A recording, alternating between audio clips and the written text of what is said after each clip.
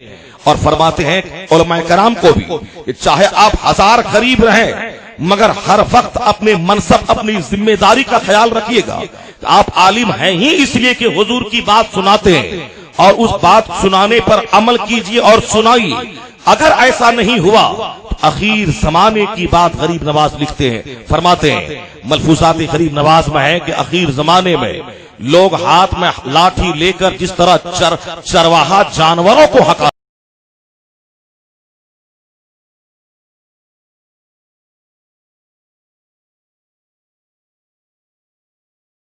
کہ سیدنا امام احمد رضا کے تجدیدی کارناموں اور اعلیٰ دینی خدمات کی وجہ سے انہیں ساری دنیا میں جو مقبولیت حاصل ہوئی ہے، نیز ان کے شہزادوں خصوصاً سیدنا حضور مفتی اعظم رضی اللہ تعالی عنہ کے تقوی اور ولایت کو جو شہرت ملی ہے، تو کہیں ایسا نہ ہو کہ خانوادہ رضویہ کی عظمت کے آگے ہماری پیری مریدی کا کاروبار ٹھپ ہو کر رہ جائے. چنانچہ بغض و عداوت کی آگ ان کے سینے میں بھڑکنے لگی.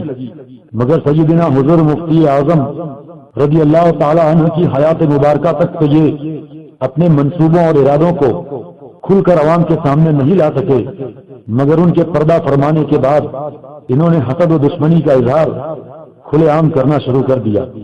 جب مدنی میاں نے ٹی وی اور ریڈیو کے جائز ہونے کا فتویٰ دے کر مسلم معاشرہ کو خطرے میں ڈال دیا تو علوم رضا کے سچے وارث و امین تاج الشریعہ حضرت علامہ اختر رضا خان اظہری مدد اللہ العالی تڑپ گئے اور ان کے فتویٰ اور تحقیق کے مقابل 25 سوالات قائم فرمائے. اس بات پر مولانا مدنی میاں بہت ناراض ہوئے، مگر جیسے تیسے اس کا کچھ نہ کچھ جواب دیا.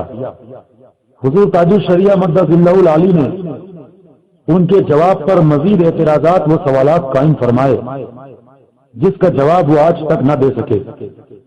کچھوٹوی برادران کو اپنی دشمنی ظاہر کرنے اور کھل کر سامنے آنے کے لیے بظاہر یہی موقع سب سے مناسب لگا. انصاف سے بتایا جائے کہ امت مسلمہ بلکہ ساری دنیا کو ٹی وی اور ریڈیو سے جس قدر نقصان پہنچ رہا ہے اس سے کسے انکار ہو سکتا ہے. اس لیے علامہ اظہری میاں قبلہ نے اگر عالم اسلام کو اس عظیم نقصان سے بچانے کے لیے مخلصانہ کوشش کی تو کیا غلط کیا. اسی طرح کے اور بھی کچھ واقعات ہیں کہ جہاں کسی اور کو حضور اظہری میاں قبلہ نے شریعت کے معاملے میں اصلاح دی اور غلطی سے بچایا اور غلطی کرنے والے نے توبہ بھی کر لی، مگر اس پر کچھوٹی برادران نے واویلا مچا دیا کہ حضور تاج الشریعہ مدد اللہ العالی کی بات کیوں تسلیم کر لی گئی. مولوی ہاشمی میاں نے جب حسد و دشمنی کی یہ لڑائی شروع کی تو انہوں نے محسوس کیا کہ عوام ان کا بھرپور انداز میں ساتھ نہیں دے رہی ہے اور خانوادہ رضویہ کے بزرگوں کی علمی عظمت اور دینی خدمات کی وجہ سے کوئی ان کی مخالفت کے لیے تیار نہیں. اس صورتحال سے پریشان ہو کر انہوں نے اپنی انا اور شہرت کی لڑائی کو رضوی اشرفی لڑائی کا نام دے دیا اور ان کا یہ فارمولہ بہت حد تک کامیاب ہو گیا. اور کل تک جو اشرفی امام احمد رضا علیہ رحمہ کے دینی احسانات کے سبب اشرفی ہونے کے باوجود خود کو بریلوی یا رضوی کہنے میں فخر محسوس کرتے تھے، اب وہ رضویت کو اپنے سے الگ یا مخالف سمجھنے لگے. کہنا یہ ہے کہ در حقیقت اشرفی رضوی اختلاف نہ کل تھا نہ آج ہے، بلکہ صرف وہ لوگ جنہوں نے مسلک اعلیٰ حضرت کی مخالفت کی اور حسد کا شکار ہوئے ان سے مقابلے کو رضوی اشرفی اختلاف کا نام دے دیا گیا. اور ایسا جنہوں نے بھی کیا انہوں نے نہ صرف یہ کہ رضویت بلکہ اشرفیت کو بھی نقصان پہنچایا. رضویت صرف امام احمد رضا کے سلسلے میں مرید ہونے کا نام نہیں، بلکہ ہر سنی جو سیدنا امام احمد رضا کی تعلیمات کی پیروی کرتا ہے، ان کے بتائے ہوئے عقائد کے مطابق عقائد کو مانتا ہے، وہ رضوی ہے. سرکار حضور محدث اعظم ہند اور حضور اشرفی میاں کچھوٹوی علیہم الرحمت والرضوان کا دور اس لحاظ سے بڑا ہی بہترین دور تھا کہ اس وقت اپنے ذاتی مفاد اور دولت و شہرت کے حصول کے لیے ایسی کوششیں نہیں کی گئیں، بلکہ ان بزرگوں نے امام احمد رضا علیہ رحمہ کے مشن کا بھرپور ساتھ دیا اور ان کی خدمات کے صدق کے دل سے معترف ہوئے۔ اسی کا نتیجہ تھا کہ ان بزرگوں کی عزت و عظمت اللہ تبارک و تعالی نے اور بڑھائی، اور عوام و خاص نے ان کی تعظیم و دستبوسی کی۔ مگر بدقسمتی سے جب ان کے بعد کے لوگوں نے حصول دنیا کے لیے حسد و دشمنی کا کاروبار شروع کیا، بزرگوں کی عظمتوں سے کھلواڑ کیا، سادات دلگرام، سادات ماہرہ اور بزرگان رضویہ کی شان میں گستاخیاں کی، اور سب سے بڑھ کر یہ کہ امام احمد رضا کے تجدیدی کارناموں پر حملہ کرنا شروع کیا۔ جیسا کہ آپ نے پچھلے ٹریک میں سنا ہوگا کہ اس حرکت سے سیدنا امام احمد رضا کا تو کچھ نہیں بگڑا، مگر مسلمانوں کا شدید نقصان ہوا، خصوصاً سلسلہ اشرفیہ سے جڑے ہوئے سنیوں کا، جو ان کے غلط پروپیگنڈے کا شکار ہو کر امام احمد رضا سے دور ہو گئے اور دیوبندیوں وہابیوں کو کام کرنے کا موقع مل گیا۔ سوچنے کی بات ہے کہ کسی اچھے باشرہ پیر سے بیعت ہونا ضرور فائدے کی چیز ہے، مگر اسی وقت جب کے مسلک حق پر قدم بالکل جمے ہوں۔ اگر مسلک کا دامن ہاتھ سے چھوٹ گیا تو بیعت ہونا کوئی فائدہ نہ دے گا۔ گویا مسلک عمارت ہے اور مرید ہونا رنگ و روغن۔ اگر عمارت ہی نہ رہے تو رنگ و روغن کہاں ہوگا؟ غرض یہ کہ مولوی ہاشمی کچھوٹوی وغیرہ نے اپنے ذاتی فائدے کے لیے بھولے بھالے عوام کو گمراہ کیا، خصوصاً اشرفیوں کا بڑا دینی نقصان کیا، انہیں 14ویں صدی کے مجدد کی بارگاہ سے دور کیا۔ چنانچہ دین اسلام اور مسلمانوں کو جب انہوں نے اس قدر نقصان پہنچایا تو مخلص علماء اہل سنت سے رہا نہیں گیا، اور انہوں نے اس چیز کی تحقیق شروع کی جس کی بنیاد پر یہ لوگ بھیڑ اکٹھی کر رہے تھے، یعنی ان کے سید ہونے کی جانچ پڑتال شروع کی۔ چنانچہ اس سلسلے میں حضرت علامہ سید محمد حسینی میاں اشرفی مدد اللہ العلی ناگپور نے بڑی تحقیق کی۔ سید محمد حسینی میاں اشرفی مدد اللہ العلی کا تعارف خود انہی کے الفاظ میں ملاحظہ فرمائیں۔ آپ اپنے ماہنامہ سنی آواز کے جنوری و فروری 2008 کے شمارہ میں صفحہ نمبر 4 میں فرماتے ہیں، الحمدللہ میں اشرفی ہوں، موجودہ دور کے یا اس سے پہلے کے پیر ذاتگان کی چوچا مقدسہ اور ان کے خلفاء کے واسطے سے نہیں، بلکہ حضرت قطب رائچور مخدوم سید شاہ شمس عالم حسینی قدسہ سرہ متوفہ 892 ہجری کے مبارک واسطے سے ہوں، جن کے روضہ منورہ کا میں 16واں سجادہ نشین ہوں۔ قطب رائچور حضرت سید شاہ احمد شمس عالم حسینی قدسہ سرہ خلیفہ ہیں اپنے والد حضرت سید شاہ جلال الدین حسینی المعروف و مخدوم حضرت سید شاہ چندہ حسینی قدسہ سرہ متوفہ 858 ہجری کے، اور آپ خلیفہ ہیں حضرت شیخ سعد الدین زنجانی قدسہ سرہ کے، اور آپ خلیفہ ہیں حضرت محبوب یزدانی مخدوم سلطان سید شاہ اشرف جہانگیر سمنانی قدسہ سرہ کے۔ معزز سامعین، علامہ سید محمد حسینی میں اشرفی مدد اللہ العلی فرماتے ہیں کہ حضرت سید مخدوم اشرف جہانگیر سمنانی رضی اللہ تعالی عنہ نے شادی نہیں کی تھی، اور اپنے ایک خادم عبد الرزاق نور العین جو سید نہیں تھے، انہیں اپنی سگی بہن کا دودھ پلوا کر بھانجا بنایا تھا، اور اس طرح انہیں اپنی اولاد فرمایا تھا۔ اسی بنیاد پر مولوی ہاشمی وغیرہ کہتے ہیں کہ ہم عبد الرزاق نور العین کی اولاد سے ہیں، اس لیے سید ہیں، حالانکہ اس تعلق سے خاندان کچھوچا کے ایک اہم بزرگ حضرت شاہ محمد شفیع کچھوٹوی صاحب کی ایک مشہور و معروف کتاب اظہار اشرفی تقریباً 75 سالوں سے چھپ رہی ہے، جس کا کسی نے رد نہیں کیا۔ اس میں بھی ثبوت اور حوالوں کے ساتھ اسی طرح کی باتیں لکھی ہوئی ہیں۔ اب اس پر ان کا یہ کہنا کہ آپ ہمیں سید نہیں مانتے، جبکہ اعلیٰ حضرت نے ہمارے بزرگوں کو سید کہا اور ان کی تعظیم کی، تو مولوی ہاشمی کو معلوم ہونا چاہیے کہ اعلیٰ حضرت کا معاملہ یہ تھا کہ کوئی اپنے کو سید کہتا تو آپ اس کی تعظیم کرتے، جو حق کے ادب تھا اعلیٰ حضرت اس کو پورا کرتے، بلکہ آپ کی عادت تو یہ تھی کہ کوئی حج کر کے لوٹتا تو اس کے قدم بھی چوم لیتے۔ اس کو اس مثال سے سمجھیے کہ ایک شخص آپ کے پاس آئے اور کہے السلام علیکم ورحمۃ اللہ وبرکاتہ، آپ اسے جواب میں کہیں گے وعلیکم السلام ورحمۃ اللہ وبرکاتہ۔ اس نے خود کو مسلمان بتایا، آپ نے مان لیا۔ آپ نے اس سے یہ نہیں کہا کہ کیسے مسلمان ہو، کیوں مسلمان ہو، ثابت کرو تب مانیں گے، نہیں، بلکہ یہ سب سوال کیے بغیر آپ نے اسے مسلمان مانا، حالانکہ اس کی داڑھی نہیں، سر پر ٹوپی نہیں، کرتا پاجامہ نہیں، بلکہ پینٹ شرٹ پہنے ہوئے ہے۔ اب ایک دوسرا آدمی اسی کے گاؤں کا آیا اور کہا کہ یہ تو ہندو ہے، مندر میں جا کر پوجا پاٹ کرتا ہے، بتوں کو سجدہ کرتا ہے، یہ تو مشرک ہے، کافر ہے۔ تو اس سے آپ پر الزام نہیں آئے گا کہ آپ نے ایک کافر کو مسلمان جانا اور اس کے سلام کا جواب دیا، کیونکہ آپ نے اس کے کہنے کے مطابق اسے مسلمان جانا اور حقیقت آپ کو معلوم نہیں تھی۔ البتہ جب یہ تحقیق ہو گئی کہ وہ مسلمان نہیں ہے، ہندو ہے، اب اگر آپ اسے مسلمان کہیں تو آپ پر الزام آئے گا۔ اسی طرح کا معاملہ اعلیٰ حضرت کے یہاں ہوا کہ جس نے اپنے کو سید کہا، اعلیٰ حضرت نے اس کی تعظیم و تکریم کر لی، اور حقیقت میں وہ سید ہے یا نہیں یہ اللہ کے علم میں تھا۔ اب جب بعد کے لوگوں نے تحقیق کی کہ یہ سید نہیں ہے تو اس سے اعلیٰ حضرت پر کوئی الزام نہیں آئے گا کہ انہوں نے کیوں تعظیم کی، کیوں سید کہا، کیونکہ اعلیٰ حضرت نے تحقیق نہیں کی، اور تحقیق کرنے والا ان کے بعد کا ہے۔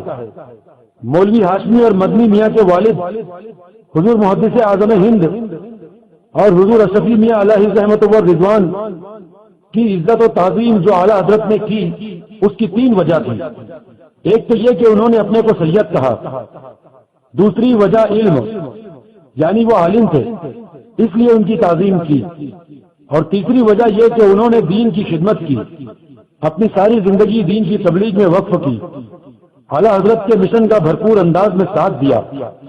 تو آخری دو وجہ یعنی علم اور تبلیغ دین کی بنیاد پر ہر آدمی کی تعظیم کی جائے گی، چاہے وہ کسی بھی نسب سے تعلق رکھتا ہو۔ اب اعلیٰ حضرت کے بارے میں یہ کہنا کہ صرف سید ہونے کی بنا پر تعظیم کی، اس کا کیا ثبوت ہے؟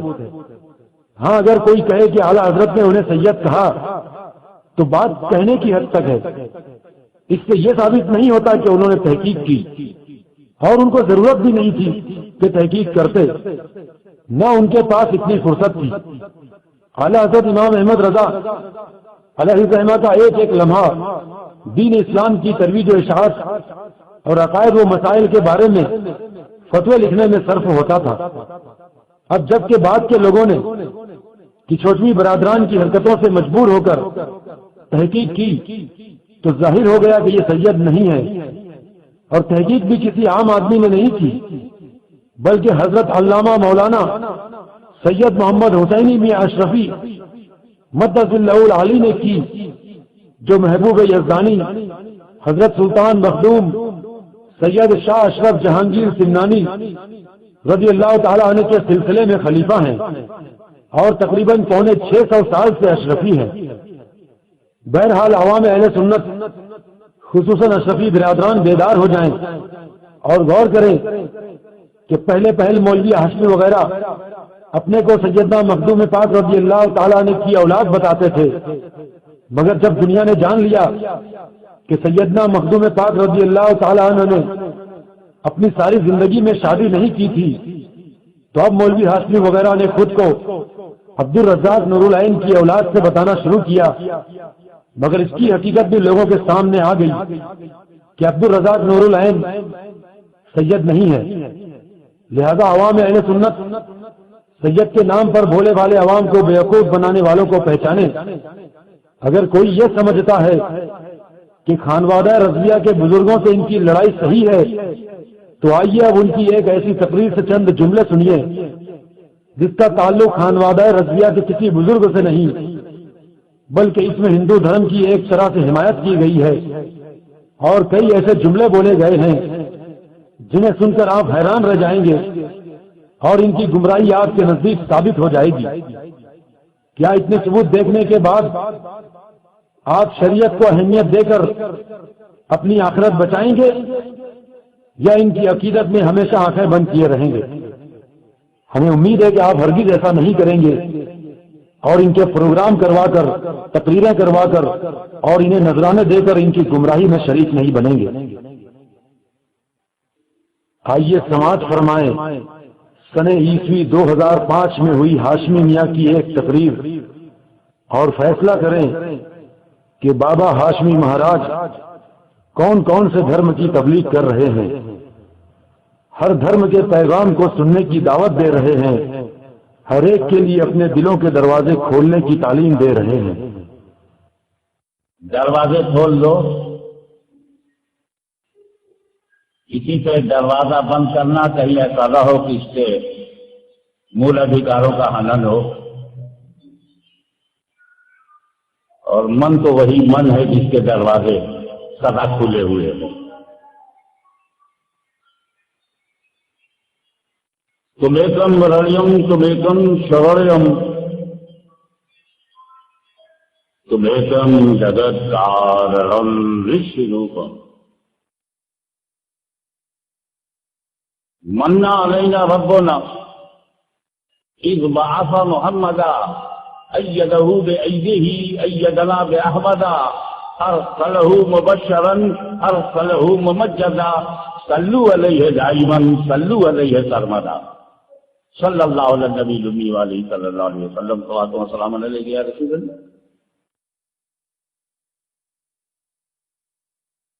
کستوری کنڈل بسے مرگ ڈھونڈے بنما ایسن گھٹما پیو ہے دنیا جا لینا۔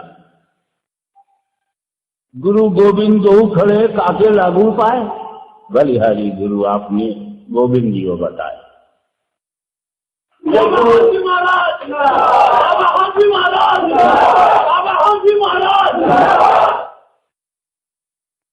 تو بےوقوفی کیوں کرتا ہے کہ جو رچیتا چاہتا ہے وہ تو نہیں کر رہا؟ تیرے لیے ساگ سبزی ہے، کبھی ساگ سبزی نے انکار کیا کہ میں پنڈت جی کے یہاں نہیں جاؤں گی؟ مولانا صاحب ہوا کرے مولانا مولوی، اچھے ہیں تو بہت اچھا ہے اور گڑبڑ ہے تو فسادی ہے۔ اچھے ہیں تو بہت اچھا ہے، پڑھا لکھا آدمی اچھا ہے تو بہت اچھا، اور گڑبڑ ہے تو بہت بڑا فسادی ہے، کیونکہ وہ فساد بھی کرے گا تو ذرا ہائی اسٹینڈرڈ کا ہوگا۔ معمولی آدمی کی سوچ معمولی ہے تو گڑبڑ بھی معمولی ہے۔ کبھی سبزیوں نے یہ کہا کہ میں خان صاحب کے یہاں نہیں جاؤں گی، شرما جی کے یہاں نہیں جاؤں گی، دوبے کے یہاں نہیں جاؤں گی۔ میں کبھی دانا نے کہا، گیہوں چاول نے یہ کہا کہ میں کبھی اس نے کوئی جھرنا کیا کہ میں کانگریس میں نہیں جاؤں گی، بھاجپا میں نہیں جاؤں گی، وشو ہندو پریشد میں نہیں جاؤں گی، جماعت اسلامی میں نہیں جاؤں گی۔ کبھی کسی دانے نے کہا؟ ابے تم دانے سے بھی گر گئے۔ اس دانے میں یہ وشیشتا ہے جسے گندی کھاد ملی، اور تو ماں کا دودھ پینے کے بعد بھی اپنے سوچھ اور پوتر درش کو نہیں اپنا سکا۔ انکار نہیں ہے، جو کہ دانا دانا جانتا ہے کہ ہم منش کے لیے ہیں۔ ہندو مسلم سکھ عیسائی وہ بعد میں ہے، منش پہلے ہے۔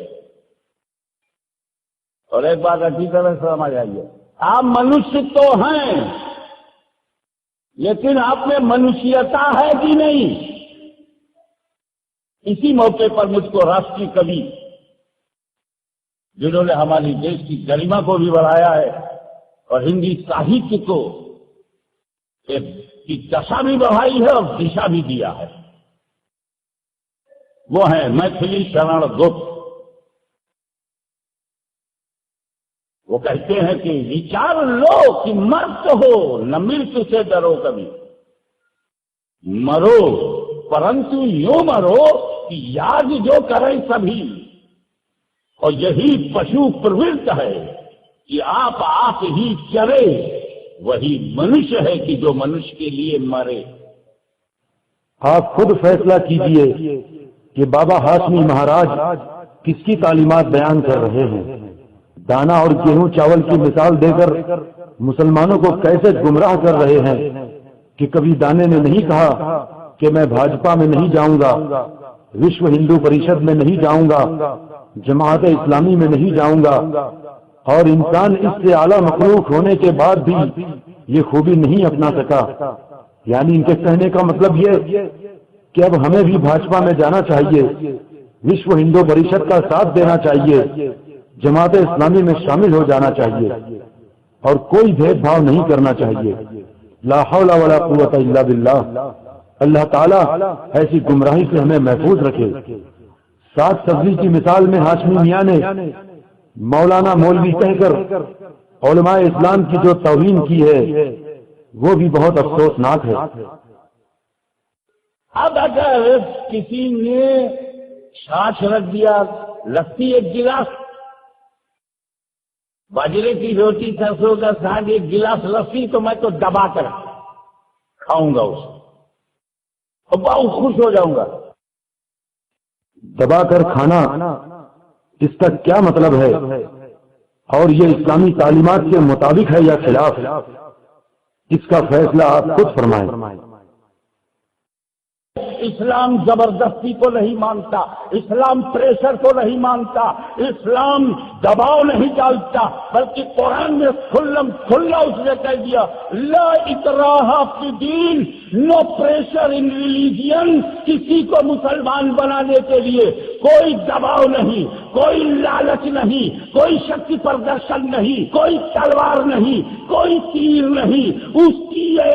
اس کا مول ادھیکار ہے، جیسا چاہے بولے، جیسا چاہے کھائے، جیسا چاہے سماج بنائے، اور جیسی چاہے بھاشا بولے، اور جیسا چاہے دھرم پریورتن برا نہیں ہے، لیکن دھرم پریورتن کے نام پر اگر تم دولت کی طاقت دکھاتے ہو۔ لا اکراہ فی الدین، اس آیت کی تفسیر مولوی ہاشمی نے اس طرح بیان کی، گویا محسوس ہوتا ہے کہ انسان کے لیے کوئی ضروری نہیں کہ وہ اللہ عز و جل اور اس کے رسول علیہ الصلوۃ والسلام پر ایمان لائے اور دین اسلام کو اختیار کرے، بلکہ جیسا چاہے بولے، جیسا چاہے کھائے، جیسا چاہے سماج بنائے اور جیسا چاہے دھرم اپنائے۔ اس سے بھی بڑھ کر یہ گمراہی کہ مولوی ہاشمی نے کہا کہ دھرم پریورتن یعنی مذہب تبدیل کرنا برا نہیں ہے۔ معاذ اللہ، حقیقت یہ ہے کہ مذہب تبدیل کرنا ہرگز جائز نہیں۔ کوئی اپنا مذہب بدل ڈالے یعنی مرتد ہو جائے تو اسلام نے اس کی سزا قتل رکھی ہے، یہاں تک کہ مسلک امام بھی تبدیل کرنا جائز نہیں، جیسا کہ تمام فقہا کا اس پر اتفاق ہے۔ بھیا یہ اپنے من کی پسند ہے، جیسے کہ تم پسند کے کپڑے بازار سے لاتے ہو کوئی کچھ نہیں بولتا، پسند کی کار لے کے آ جاتے ہو کوئی کچھ نہیں بولتا، پسند کی بیوی لے کے آتے ہو کوئی برا نہیں مانتا، لیکن کوئی طاقت سے بیوی دلوا دے، کوئی شکتی پردرشن کر کے کار میرے ٹھوکے تو پرتکریا ہوگی۔ میرے دوستو، قرآن کہتا ہے لکم دینکم ولی دین، تیرا دھرم تیرے لیے ہے، میرا دھرم میرے لیے ہے۔ اعلان کرتا ہے وما علینا الا البلاغ المبین، قرآن کہتا ہے کسی کے اوپر کوئی چیز کرتب نہیں ہے۔ اے دھرم کے پرچارک ہو، اے دھرم کے پرچارک ہو، تم کیول بول دیا کرو، دباؤ مت ڈالو، پریشر مت ڈالو۔ استغفر اللہ، کب قرآن نے کہا کہ کسی کے اوپر کوئی چیز کرتویہ نہیں یعنی فرض نہیں، بلکہ قرآن مجید میں بے شمار مقامات پر کافروں پر ایمان لانا فرض قرار دیا گیا ہے۔ اسی طرح تمام عبادات کافروں پر بھی فرض ہیں گرچہ ایمان لانے کے بعد۔ لکم دینکم ولی دین، اس آیت کو بھی پڑھ کر مولوی ہاشمی میاں نے غلط بات سمجھانی چاہیے، جبکہ اس آیت کے تعلق سے حقیقی واقعہ اس طرح ہے کہ کچھ کافروں نے بارگاہ رسالت میں آ کر کہا کہ آپ کچھ باتیں ہمارے معبودوں کی مان لیں اور ہم کچھ باتیں آپ کی مان لیتے ہیں۔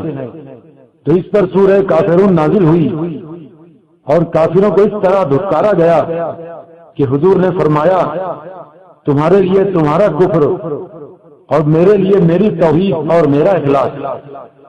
اس جواب کا مقصد کافروں کو دھتکارنا اور ڈرانا تھا، اور پھر یہ بھی کہ یہ سورہ منسوخ ہے آیت قتال سے، اور منسوخ سے دلیل پکڑنا ہرگز درست نہیں۔ جیسے کہ شراب کی حلت منسوخ ہوئی، خنزیر کی حلت منسوخ ہوئی، جوا کو منسوخ کیا گیا، نکاح متعہ کو منسوخ کیا گیا، تو کیا ان منسوخ احکام سے کوئی شخص یہ ثابت کرے گا کہ شراب حلال ہے، خنزیر حلال ہے؟ لہذا اس آیت سے دلیل لانا بالکل درست نہیں، مگر مولوی ہاشمی میاں من مانے انداز میں اس کا مطلب بیان کر رہے ہیں۔ اپنی پسند کی کار اور اپنی پسند کی بیوی وغیرہ کی مثال دے کر مولوی ہاشمی میاں مذہب کے معاملے میں انسانوں کو مکمل آزادی کا راستہ بتا رہے ہیں۔ جس دھرم میں جس کو آستھا ہوگی، جس میں جس کے من کو شانتی ملے گی، اس میں آ جائے گا اسلام۔ لکم دینکم ولی دین، تیرا تیرے لیے، میرا میرے لیے، لنا اعمالنا لکم اعمالکم، your deeds with you, my deeds with me, no friction, no hate, no controversy. یہ کہنا کہ جس دھرم میں جس کو آستھا ملے گی سکون ملے گا، اس طرح اگر لوگوں کو چھوٹ دے دی جائے تو دین اسلام کی بنیاد ہی ختم ہو جائے۔ جس کی سمجھ میں جو آئے گا وہی مذہب اختیار کرے گا۔ اگر کسی کو اسلام کے قانون مشکل محسوس ہوں گے تو وہ اپنی پسند کے مطابق ہندو، عیسائی یا بدھ مذہب اختیار کرے گا، اور دوسرے مذہب والوں کے لیے یہ کہنا کہ کوئی کنٹروورسی نہیں، کوئی اختلاف نہیں، کوئی نفرت، کوئی تنازع وغیرہ نہیں، یہ بھی بالکل غلط ہے۔ جو خدا کی خدائی میں دوسروں کو شریک ٹھہراتے ہیں، یقیناً ہمارا ان سے فرکشن اور اختلاف ہے۔ جو رسول کو نہیں مانتے، یقیناً ہمیں ان سے ہیٹ اور نفرت ہے، اور جو خود کو مسلمان کہہ کر بھی کسی ضروری عقیدے کا انکار کرتے ہیں، یقیناً ہمارا ان سے تنازع اور کنٹروورسی ہے۔ دھرم تو کرتویہ پالن میں کرم کی مہانتا کو بتاتا ہے۔ ایسا دھرم چاہے کوئی ہو، ایک خدا کا ماننے والا ہو یا تین خدا کا ماننے والا، وچار دھارا میں انتر ہو سکتا ہے، مگر دھرم کے جو مول شکشا ہے اس میں کہاں سے انتر دکھاؤ گے؟ معاذ اللہ، کتنی غلط بات کہہ رہے ہیں۔ تمام دھرم، خصوصاً تین خدا ماننے والا دھرم، کیسے اسلام سے مخالف نہیں؟ اور دونوں میں کیوں فرق نہیں؟ یقیناً بنیادی تعلیمات میں صاف فرق موجود ہے۔ جو تین خدا ماننے والے ہیں وہ پہلا خدا اللہ تعالیٰ کو، دوسرا خدا حضرت عیسیٰ کو، اور تیسرا خدا حضرت مریم کو مانتے تھے۔ یوں ہی زرتشت مذہب اور دوسرے مذہبوں میں بھی واضح فرق توحید باری میں پہلے بھی تھا اور آج بھی ہے۔ قرآن کریم میں یہودیوں کو الگ عقیدے والا اور نصارہ کو الگ عقیدے والا بیان کیا گیا۔ ارشاد ہوا، اور یہودی بولے عزیر اللہ کا بیٹا ہے، اور نصرانی بولے مسیح اللہ کا بیٹا ہے۔ یہ باتیں وہ اپنے منہ سے بکتے ہیں، اگلے کافروں کی سی بات بناتے ہیں۔ اللہ انہیں مارے، کہاں اوندھے جاتے ہیں۔ سورہ توبہ آیت نمبر 30۔ قرآن پاک تو یہ اعلان کرے اور بابا ہاشمی مہاراج کہیں کہ وچار دھارا یعنی سوچنے کے طریقے میں فرق ہو سکتا ہے، مگر دھرم کے جو مول شکشا یعنی بنیادی تعلیمات ہیں اس میں کہاں سے انتر دکھاؤ گے؟ شبد کو صحیح روپ میں پریوگ کرنا چاہیے، کیونکہ شبد بدل جائیں تو گیتا کا مہتو ختم ہو جائے گا۔ شبد میں ہیر پھیر کر دیا جائے تو قرآن کی امپورٹنس سماپت ہو جائے گی۔ اگر شبد میں الٹا پلٹا کر دیا جائے تو تلسی چرت رامائن گھر سے نکال دی جائے گی۔ پلیز آپ شبدوں کے پریوگ میں راجنیت نہ اپنائیے، بلکہ اس شبد کا جو اچت استھان ہے اسی اچت استھان پر اس کا پریوگ کیجیے۔ قرآن کے امپورٹنس اور اہمیت سے کسے انکار، مگر حیرت اس پر ہے کہ تلسی ترک رامائن کی حفاظت کی بھی بات کی جا رہی ہے۔ یہ کیسی گمراہی ہے، یہ کیسی بدعقیدگی ہے۔ ہمیں جو ہمارے من کو استھر کر دے وہ دھرم ہے، جو پیٹ بھرے وہ راجنیت ہے۔ نیتا پیٹ بھرتا ہے، دھرم دل کو، ہردے کو استھر کرتا ہے، اور گرو آپ کی آنکھوں کو آپ کے نراکار کا درشن کرواتا ہے۔ ہمیں راجنیتا بھی چاہیے، ہمیں دھرم بھی چاہیے اور راجنیتا بھی چاہیے۔ پیٹ کے لیے نیتا، جب پیٹ بھوکا ہوگا تب ہم نیتا کے پاس جائیں گے، اور جب دماغ بھوکا ہوگا تو دھارمک کے پاس جائیں گے۔ اور جب دل پیاسا ہوگا، پیار کرنا چاہے گا، پریم کی بھٹی میں جلنا چاہے گا، تو ہم اپنے داتا کے درشن کے لیے گرو کے قدموں میں جائیں گے. گرو گوبند دو کھڑے تاکہ لاگو پائے، بلہاری گرو اپنے گوبند گرو.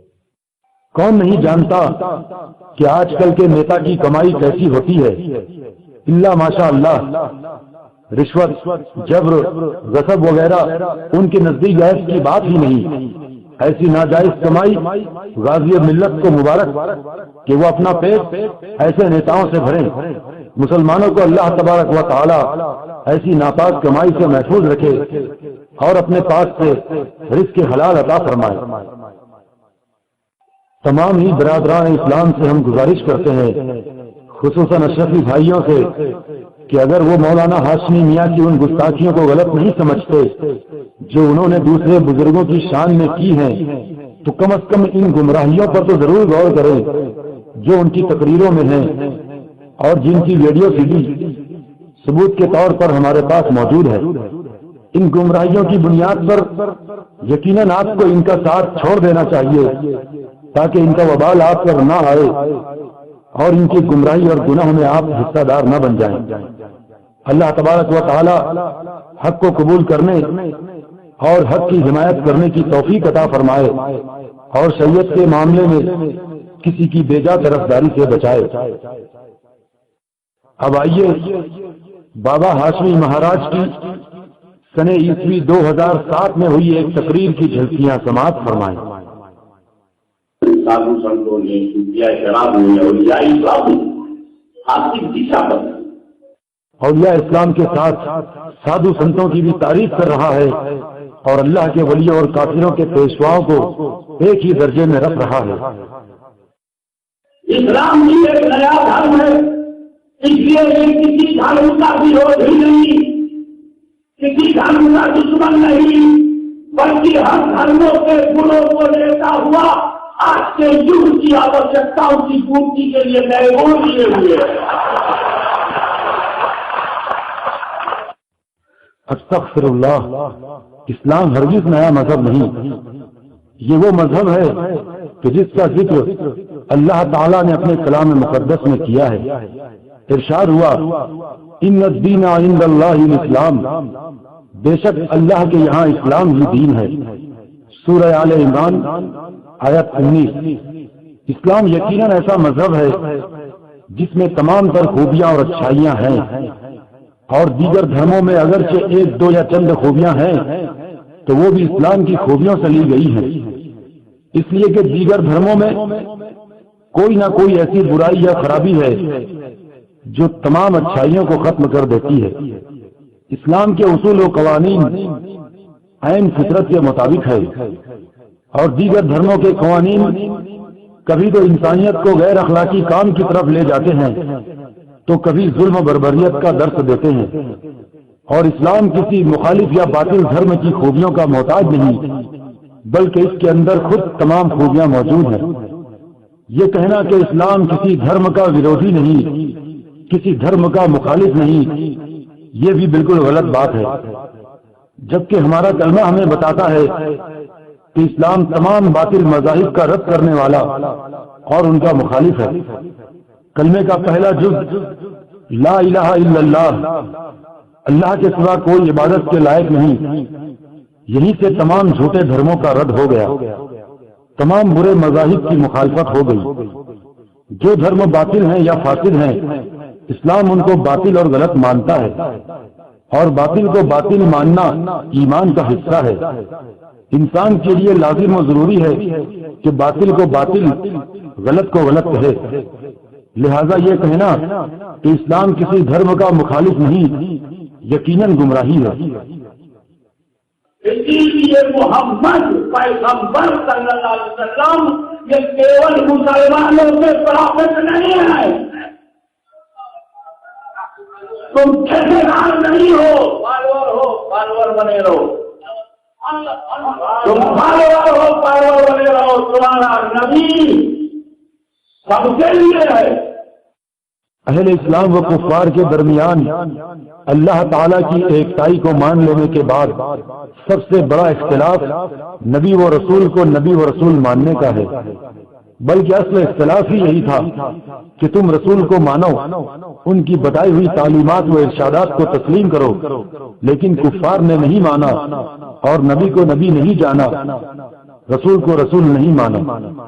ان کفار کا نہ ماننا صرف اور صرف اس لیے تھا کہ اگر ہم نبی کو نبی یا رسول کو رسول مان لیں گے تو پھر ہمیں ان کی تعلیمات اور فرمان پر چلنا ہوگا، جو در حقیقت اللہ تعالیٰ ہی کی تعلیمات ہیں، جس کی وجہ سے ہم کو اپنے جھوٹے خدا اور بتوں کو چھوڑنا پڑے گا، صرف ایک معبود حقیقی کو ماننا ہوگا۔ تو یہ سب بھلا ان کافروں سے کب ممکن تھا؟ یقیناً ہمارے نبی پوری کائنات کے لیے نبی ہیں، پروفٹ ہیں، لیکن ماننے والے صحیح الاعتقاد ہیں اور نہ ماننے والے بدترین بدبخت کفار ہیں۔ اگر کفار ہمارے پیغمبر محمد مصطفیٰ صلی اللہ تعالی علیہ وسلم کو نبی مان لیں تو پھر کافر کیوں رہیں، مذہب اسلام سے کیوں نکل جائیں؟ معلوم ہوا کہ نبی تو ساری کائنات کے لیے ہیں، لیکن دل و جان سے ان کی تصدیق کرنے والے صرف مومن ہیں۔ اس لیے تم سنکیرنتا چھوڑو، سیرتیتا سے اوپر آؤ، جات پات کا بھید بھاؤ مٹاؤ، پہلے انسان بنو، کیونکہ میرا نبی پشوؤں کے لیے نہیں آیا ہے، مانو کے لیے آیا ہے۔ اب اگر تم انسان نہیں بنو گے تو ہندو مسلمان کہاں سے بنو گے؟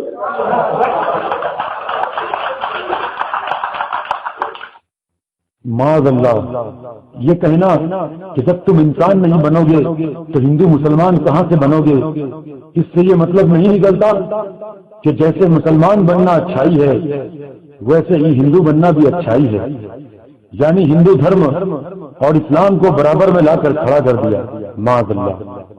اور یہ جو کہا کہ ذات پات کا بھید بھاؤ مٹاؤ، اس کا مطلب یہ ہوا کہ کسی باطل دھرم کو باطل نہ کہو، ان کے عقائد معلوم کر کے ان کی حقیقت جاننے کو شک میں پڑنا بتا رہا ہے، حالانکہ ہر انسان پر فرض ہے کہ مسلمان کو مسلمان مانے اور کافر کو کافر مانے، یہ ضروریات دین سے ہے، مگر مولوی ہاشمی اس سے منع کر رہا ہے، یہ کہہ کر کہ ذات پات کا بھید بھاؤ مٹاؤ۔ مولوی ہاشمی یہ کہنا چاہتا ہے کہ سب کے ساتھ مذہبی و غیر مذہبی دوستی و میل جول رکھو، حالانکہ ہدایت گمراہی سے بہت ہی عرفہ و اعلیٰ ہے۔ آپسی محبت اور اتحاد و اتفاق صرف مسلمانوں سے ہو سکتا ہے۔ اللہ تعالیٰ نے اعتقاد و ایذان کے اعتبار سے مشرکوں اور کافروں کو نجس یعنی ناپاک فرمایا ہے۔ ارشاد ہوا ان المشرکین نجس۔ اللہ تبارک و تعالیٰ نے ایمان و کفر، ہدایت و گمراہی کے درمیان صاف فرق بیان فرمایا۔ ارشاد ہوا قد تبین الرشد من الغی، پارہ 3، بے شک حق راہ صاف جدا ہو گئی گمراہی سے۔ لہذا ہمارے لیے ضروری ہے کہ ہم پہلے ایمان و کفر دیکھیں گے، پھر اگر ایمان والا ہے تو بھید بھاؤ مٹا دیں گے، ورنہ شرعی وجوہ کی بنیاد پر چاہے کوئی ہو اس سے بھید بھاؤ کیا جائے گا۔ اور مولوی ہاشمی کا یہ کہنا کہ کیونکہ میرا نبی پشوؤں یعنی جانوروں کے لیے نہیں آیا ہے، انسانوں کے لیے آیا ہے، یہ جملہ یقیناً کسی جاہل ہی کا ہو سکتا ہے جو اسلام کے اجماعی عقیدے پر قدغن لگا کر اپنے مقصد بد کو حاصل کرنا چاہتا ہے۔ خاص طور پر ہمارے نبی محمد مصطفیٰ صلی اللہ تعالی علیہ وسلم پوری کائنات اور مخلوق کے لیے نبی بنا کر بھیجے گئے ہیں۔ بعض مخلوق کو اس سے خارج کرنا کسی نابلد اور جاہل کی ناپاک سمجھ ہے، جبکہ حضور پاک علیہ الصلوۃ والسلام نے فرمایا انی ارسلت الی الخلق کافۃ وختم بی النبیون، بے شک میں تمام مخلوقات کے لیے رسول بنا کر بھیجا گیا اور مجھ پر نبیوں کا اختتام ہوا۔ لہذا صرف انسانوں سے خاص کرنا کہ نبی صرف انسان کے لیے آیا ہے بداہتاً باطل ہے، اور قول رسول علیہ الصلوۃ والسلام کو جھٹلانا ہے۔ اللہ تعالیٰ نے سب کے لیے بھیجا، تو کون ہے کہ کہے صرف انسان کے لیے ہے؟ اور انسان کے لیے خاص کرنا گویا جنات وغیرہ کو بھی خارج کر دینا ہوا، جبکہ سب جانتے ہیں کہ نبی کریم صلی اللہ تعالی علیہ وسلم جس طرح انسانوں کے لیے رسول بنا کر بھیجے گئے، اسی طرح قوم جن کے لیے بھی آپ رسول بن کر تشریف لائے۔ سب کے لیے وہ رحمت بن کر کے سید مغل پٹھان ڈرائمہ جگری ویش ریڑیا یادو گرمی جات سب کے لیے رحمت۔ معاذ اللہ، ہندوؤں کی ایک ایک برادری کا نام اس طرح گنایا جا رہا ہے جیسے وہی رحمت کے سب سے بڑھ کر مستحق ہیں۔ وما ارسلناک الا رحمتا للعالمین، اس آیت میں پورا عالم داخل ہے، لیکن رحمت تو در حقیقت مسلمانوں اور ماننے والوں پر ہے۔ البتہ نبی کریم صلی اللہ تعالی علیہ وسلم کے رحمت ہونے کی وجہ سے کفار و مشرکین عذاب عام سے بچ جاتے ہیں کہ حضور پاک کے رحمت ہونے کے صدقے سے امت محمدیہ پر پچھلی امتوں کی طرح عذاب عام نازل نہ ہوگا۔ یہی اس امت کے لیے رحمت ہے، لیکن اسی ضمن میں اس امت کے کفار و مشرکین عذاب عام سے بچ جاتے ہیں، اور یہی ان کفار کے لیے رحمت ہے۔ ورنہ تو نبی کریم اور صحابہ کرام کی صفت قرآن مجید میں یوں بیان کی گئی، محمد اللہ کے رسول ہیں اور ان کے ساتھ والے کافروں پر سخت ہیں اور آپس میں نرم دل۔ سورہ فتح آیت 29۔ اسی بھارتیہ سنسکرتی، اسی ہندی مانیہتاؤں کے انوسار، اسی سنسکرت رامائن کے آدھار سے ایک واقعے کی طرح آپ کا اشارہ شاید میرے احمد، کیونکہ وہ تفصیل آپ سب جانتے ہیں، جسم ساتھ دھارن کر کے راون نے ہندو مانیہتاؤں کے انوسار مریادا پروشوتم رام کو یا بھاگی سیتا جی کا اپہرن کیا۔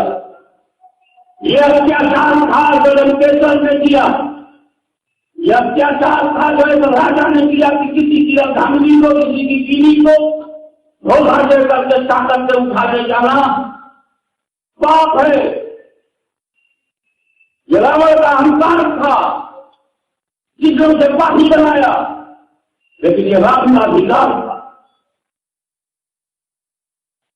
کسی کا ہم کو بھولے نہیں، بلکہ یہ بات جس نے کیا ہے اس کی لنکا میں کھل جائیں اور سیتا کو واپس لانے کا جو ان کا مول ادھیکار تھا اسے پا جائے، چاہے اس کے لیے لنکا دہن کرنا پڑے۔ اتہاس ساکھی ہے، ہمارے سادھو سنتوں نے ہمیں بتایا ہے، کل زمانے میں اس کا پورا وشلیشن ہے کہ گئے اور سفلتا پوروک انہوں نے سرکشت اور پوترتا ہوئے رہے، سرکشت افغانگی کو واپس لائے اور پورے لنکا کو آگ لگا دی گئی۔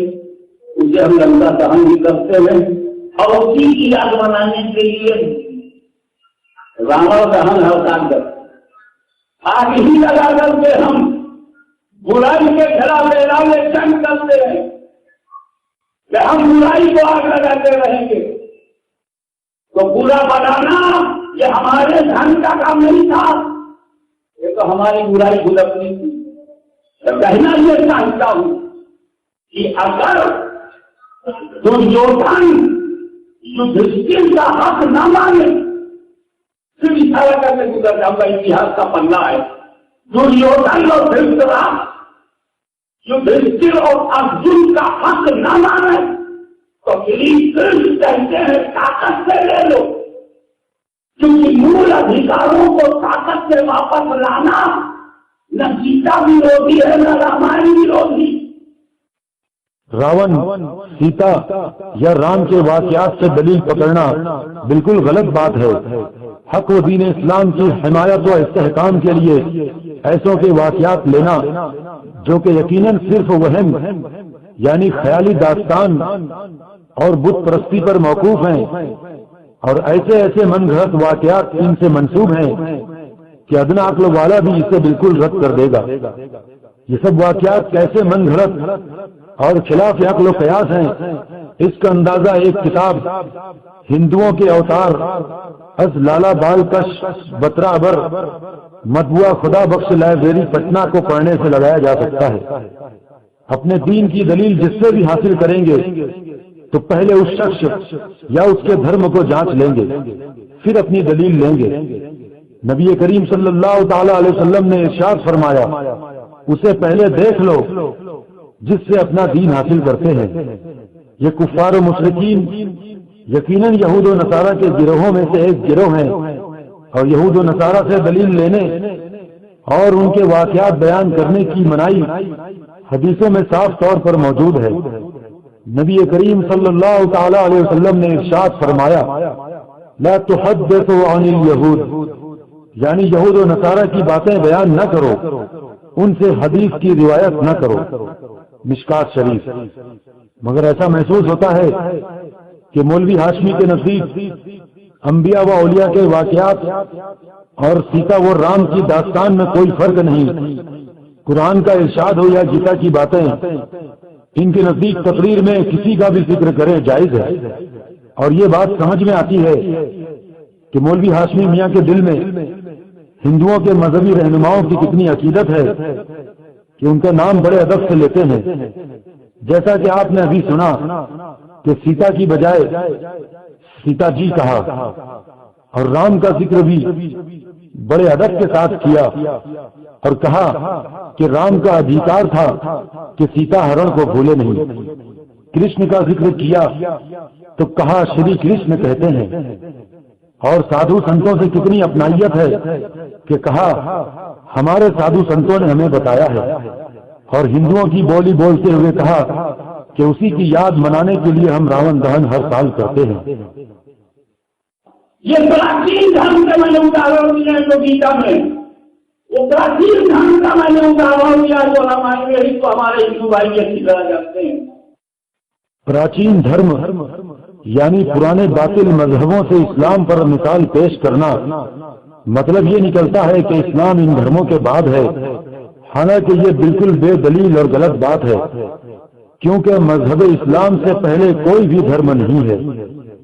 سب سے پہلے حضرت سیدنا ابو البشر آدم علیہ السلام دنیا میں مذہب لے کر آئے، اور وہ مذہب یقیناً اسلام ہی تھا، اور اس کے سوا کوئی دھرم یا کوئی مذہب اس وقت دنیا میں نہیں تھا۔ تو ظاہری طور پر بھی ثابت ہے کہ سب سے پرانا وہ پہلا مذہب اسلام ہی ہے۔ اگر وہ مکہ دہن کرتے تو بھی اچت تھا، وہ مکہ دہن کرتے تو یہ ان کا ادھیکار تھا۔ لنکا دہن اگر صحیح ہو سکتا ہے تو مکہ دہن بھی صحیح ہوتا، مگر وہ سناتن دور کی بات تھی کہ لنکا دہن نہیں کیا جائے گا تو برائی کی ہمت بڑھ جائے گی، مگر یہ نویتم دور کی بات ہے کہ کھما کر دیا جائے گا تو مانوتا جان جائے گی، انسانیت جان جائے گی۔ ایسے انوکول نرنے لینا پڑتا ہے، صحیح وہ بھی تھا، صحیح یہ بھی ہے۔ معاذ اللہ معاذ اللہ، صحیح وہ بھی تھا، صحیح یہ بھی ہے۔ اس کے کہنے کا مطلب یہ کہ نبی پاک صلی اللہ تعالی علیہ وسلم اگر مکہ دہن کرتے تو صحیح تھا۔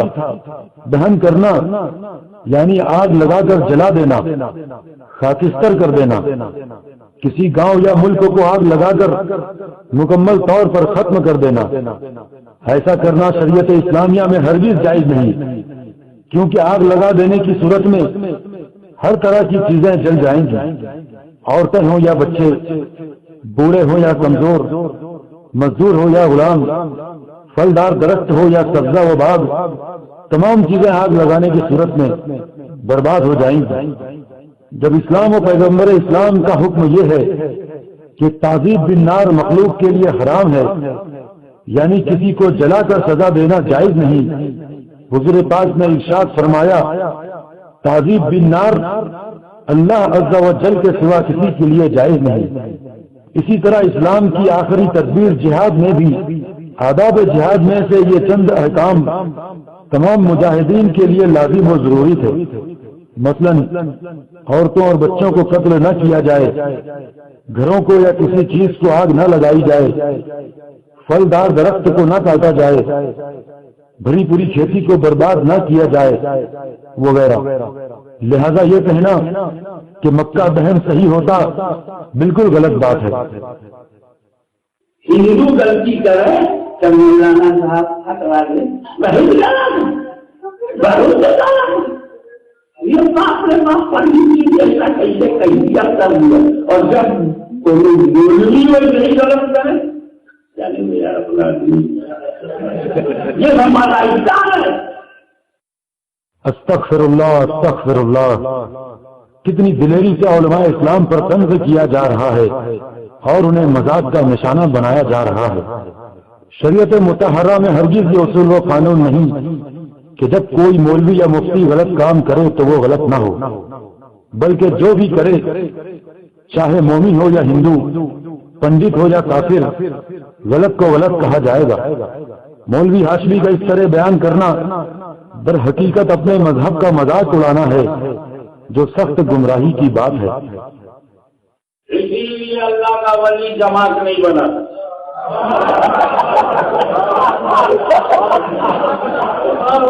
کوئی بھی سادھو سنت سنگھن نہیں بنا۔ خواجہ صاحب اکیلے، نظام الدین محمودی اکیلے، 14 سال کا بلوان اکیلے، لوگ ملتے جائے کارواں بنتا جائے مگر نکلا اکیلے۔ امام حسین چل پڑے اکیلے، اب شیر اکیلا ہی نکلتا ہے۔ یہ سیدھا جو نہیں ہے جماعت بنا کے بنا، دیگروں سے اپنے دیش کو بچاؤ۔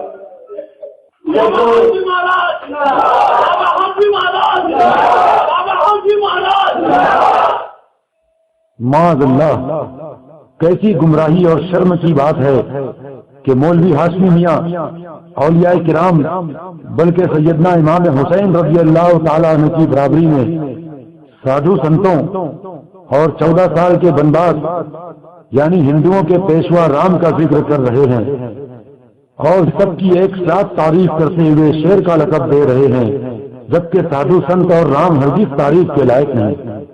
اور دوسری بات یہ کہ اللہ تعالیٰ کے ولی جماعت ہی بناتے ہیں، اور اسی لیے اولیاء اللہ کے گروہ کو ولایت و قطبیت ملتی ہے تاکہ یہ جماعت بنائیں۔ گرچہ ظاہر میں نظر آتا ہے کہ اکیلے ہیں، لیکن جب کہیں اترتے ہیں تو جماعت لے کر اترتے ہیں اور جماعت بنانے ہی کے لیے تبلیغ میں مصروف ہوتے ہیں۔ ہمارا جہاد سے تعلق ہے، فساد سے نہیں، اور فساد کو جہاد بنانا مہابھارت کا اپمان ہے، کربلا کی توہین ہے، بدر و خیبر و خندق کا مذاق ہے۔ ہمارے بزرگوں نے جہاد کیا مگر لالچ میں نہیں، ستا کے لوبھ میں نہیں، مانوتا کے ہت میں کیا، سوامی کے آدیش پر کیا، اپنے پوجی کے کہنے پر کیا۔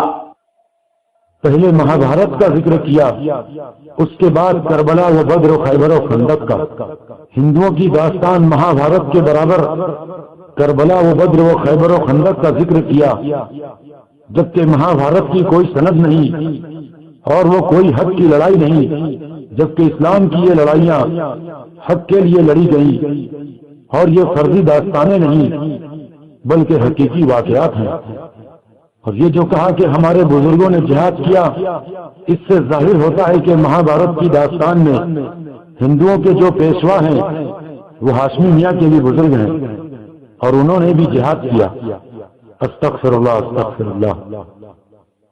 اسلام خدا کا پیغام ہے، اللہ کا پیغام ہے۔ کیا میں مسجد کے ملا کا نہیں؟ وہ ملاؤں کی بات نہیں سنتے، اللہ کی سنو، اس کے رسول کی سنو، نبی کی سنو، بڑی نہ سنو، اپنے پابندیوں کی کمی ہے کیا؟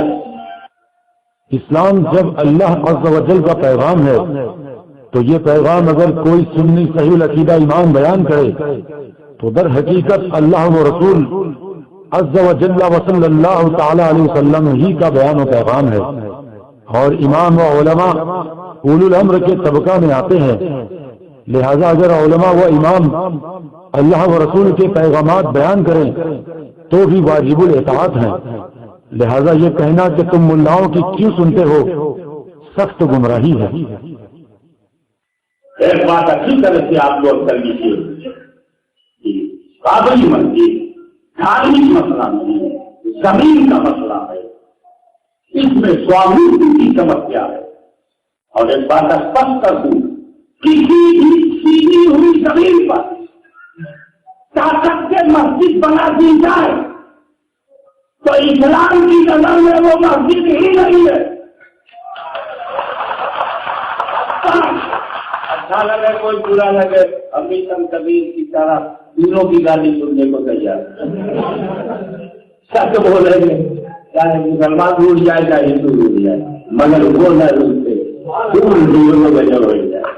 سب روٹ جائیں پر تم نہ روٹی ہو، تم روٹی ہو تو گجب ہو جائے. ہمارا مالک ہم سے ملے گا تو چھینی ہوئی زمین پر، غصب کی ہوئی زمین پر، کسی دوسرے کی زمین پر، یہ زمین کس کی ہے؟ کیا میں بول رہا ہوں؟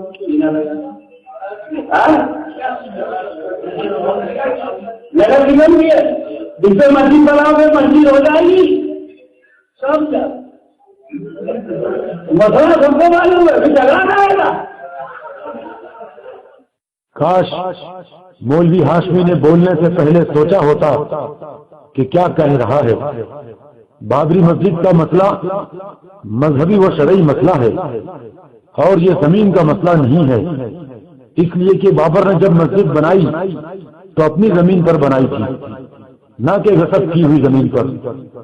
دوسری بات یہ کہ اتنے برسوں سے بہت چھان بین کی گئی مگر ہرگز وہاں کوئی مندر کا ثبوت نہیں ملا اور نہ کوئی یہ ثابت کر سکا کہ بابری مسجد مندر کو توڑ کر بنائی گئی تھی.